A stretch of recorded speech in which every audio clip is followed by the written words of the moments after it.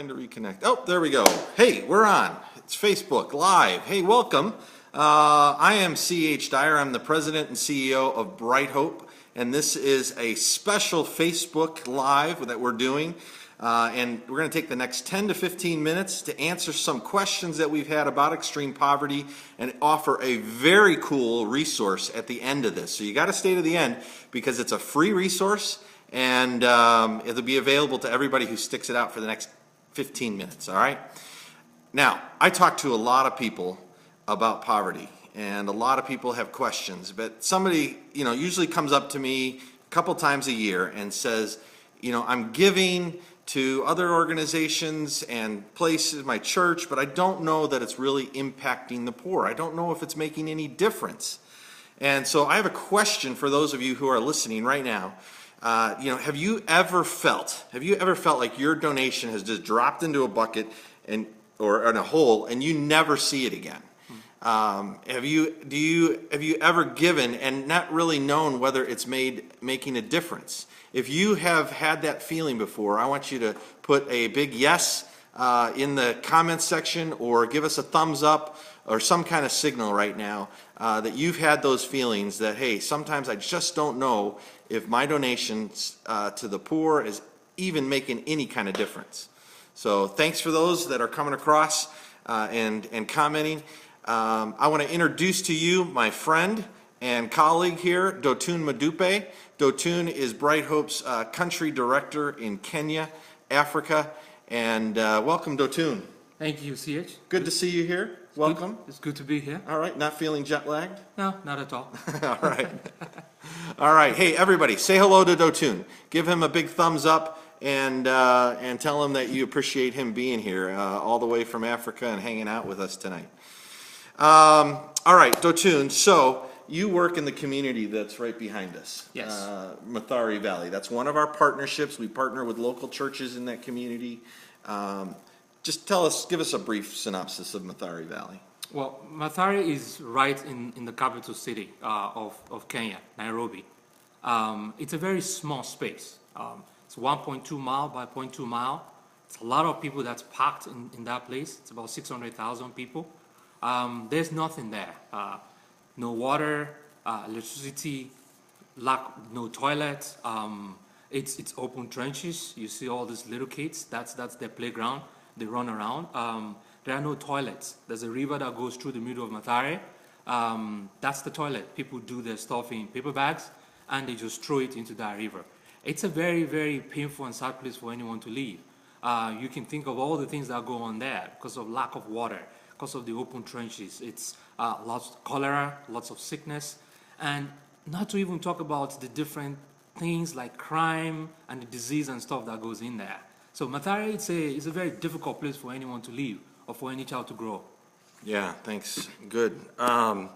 Very dark and destitute place, but filled with a lot of hope. So let's get right into it. Okay. We say that there are three things that are needed in that community to help people come out of poverty. Walk us through those three things. Okay. And I'm going to come off to the side here All right. and see if anybody has any questions. Hey, everybody who's listening, give Dotun a thumbs up. Give him a like right now. Tell him that you appreciate him being here all the way from Kenya. And then, Dotun, I'll let you take it away. Well, the first of the three things is believe. People in Mathare have to believe that they can get out of Mathare, because everything they've known is darkness. Everything they've known is mom that's died of HIV/AIDS or dad that's died of HIV/AIDS. Everything they've known is the poverty around there. So how do you believe that there's anything else out there when that's all you're surrounded with, when that's all you've seen? Well, one of the things that's helped their belief is that they now have examples of people who have lived in Mathare like them, that they grew up with, that have gotten out of Mathare. They're not in Mathare anymore. Something has helped make them to be out of Mathare. So it's that belief. And that belief sort of connects to the second one. And the second one is the why.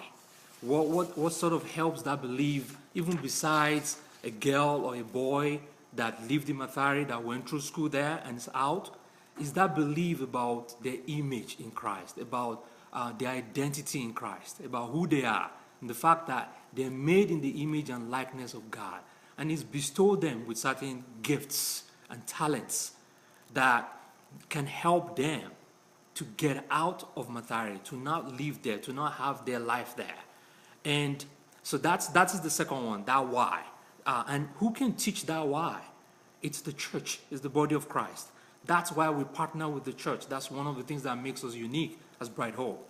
That we don't just do what everyone else does. We recognize that there's that soulish part of man. And you need to help use that to let people know there's something special in you. There's a special design in you. There are gifts and skills that God has given you that He can use to help get you out of poverty. That's the second one. The third one is the how.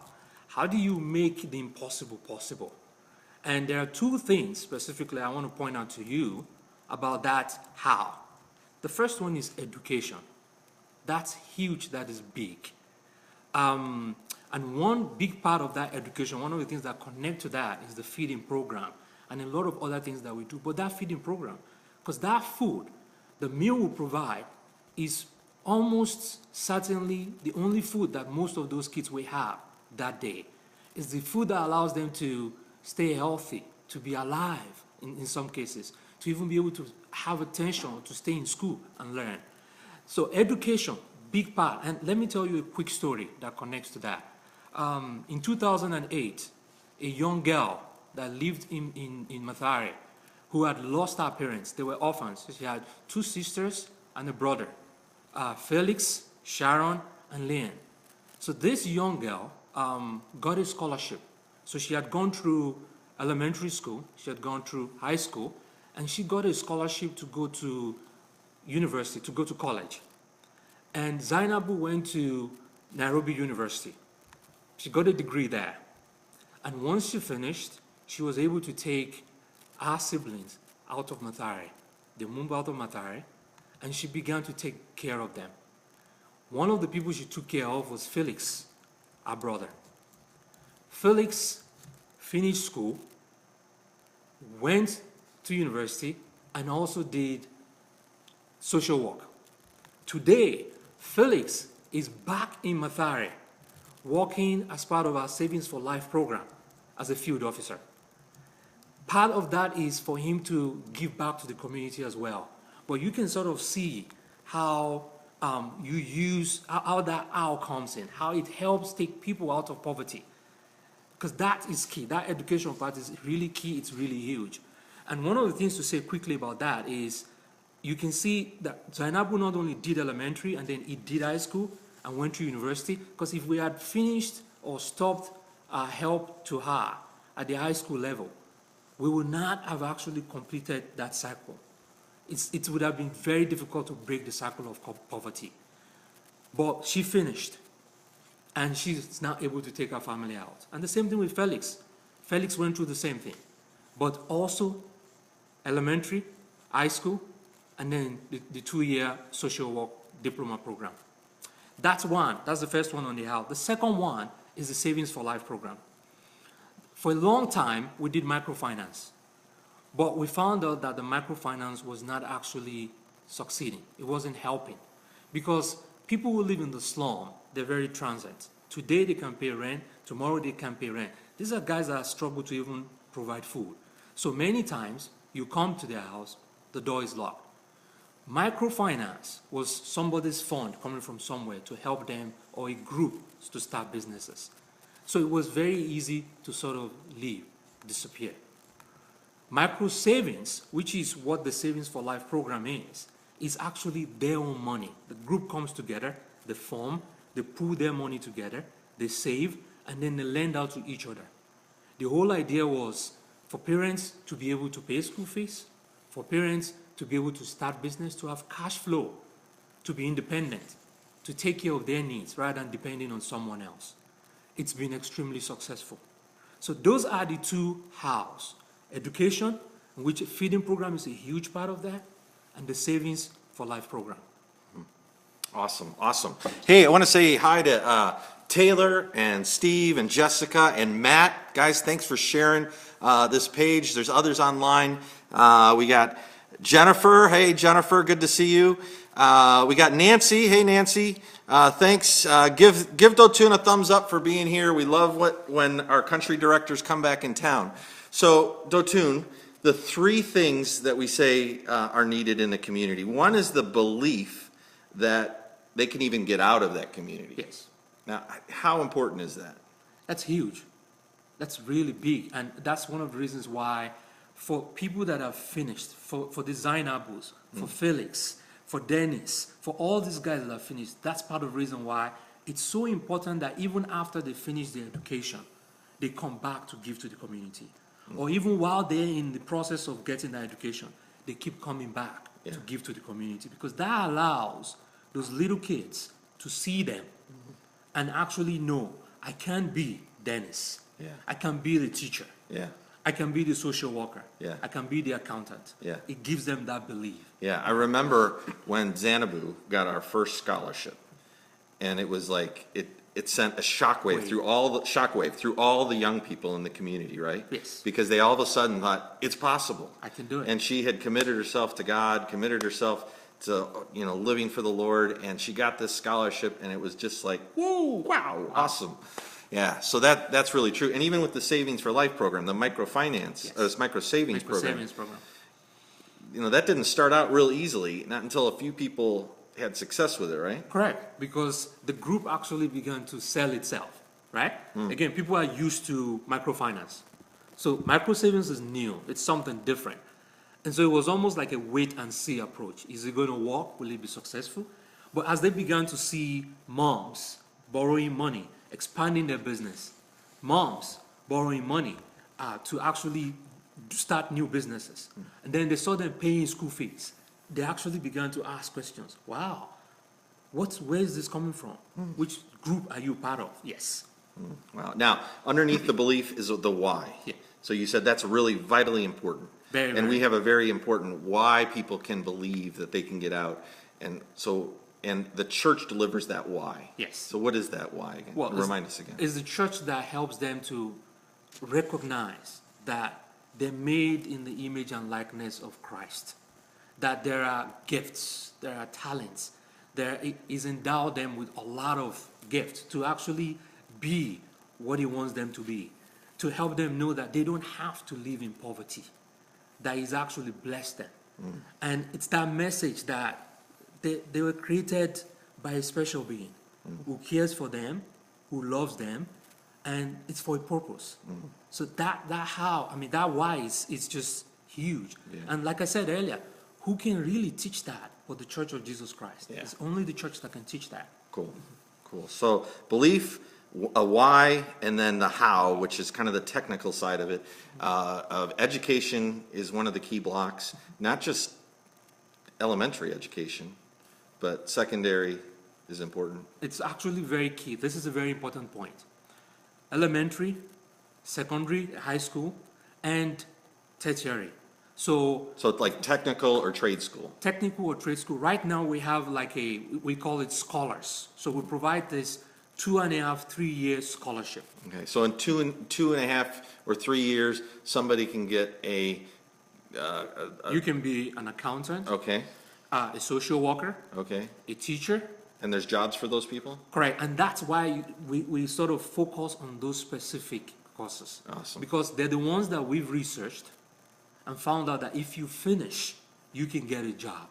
A teacher will get a job. Yeah. An accountant will be able to get a job. Awesome. A nurse, a physiotherapist, Yeah. a social worker, Yeah. they will be able to get a So job. they're able then to work themselves out of the area, not just a handout or anything. Yes. And then the micro savings program kind of undergirds all of that with helping families, especially those within the elementary system, be able to pay the school fees. Correct. So you now have families who initially, these are families who are having less than $1 a day, cannot even feed their family. But they're now able to be under the savings program.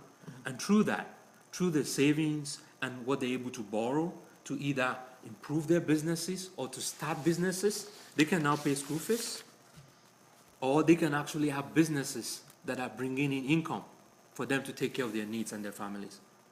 That's awesome. Yeah. Okay, we're out of time, but I just wanted to say it's belief, why, and then the how. So if you're looking for an organization, you want to look, are they teaching people that they can really get out of poverty? Secondly, are they teaching them why? Why are they able to get out? And then how? Are they providing the programs and resources that are strategic in helping people have a pathway out of those kind of communities? Hey, listen, to me, this is so inspiring, so exciting, and I just want to thank you for coming and sharing that tonight. It's just exciting that somebody can go from this back here, a place like this, out to a better life, and the more we can do that. Hey, listen, I mentioned a free resource, so I just want to say, hey, if you want to know about Mathare Valley, our partnerships there, you can go to our website. But there's also a bigger vision of what's going to happen in Mathare Valley with the church and the school and the scholarships and all the programs. And it's a long-term vision. We don't have the funds for it now, but this just came out, and I said, let's just provide this for people. So this is a architect's drawing of what a future building could look like in that slum area right there, putting up this building. You can get this 20-page, this is from the architects. It gives all kinds of designs, pictures, some very cool pictures too. You can download this for free. I'll put the link in as soon as I sign off. I'll put the link in, and you can go get that. It's free for you. And I just want to thank Dotun for coming and sharing. Let's give him some thumbs up, give him some applause, and cheer him on. And God bless everybody. Take care. We'll see you later. Bye-bye.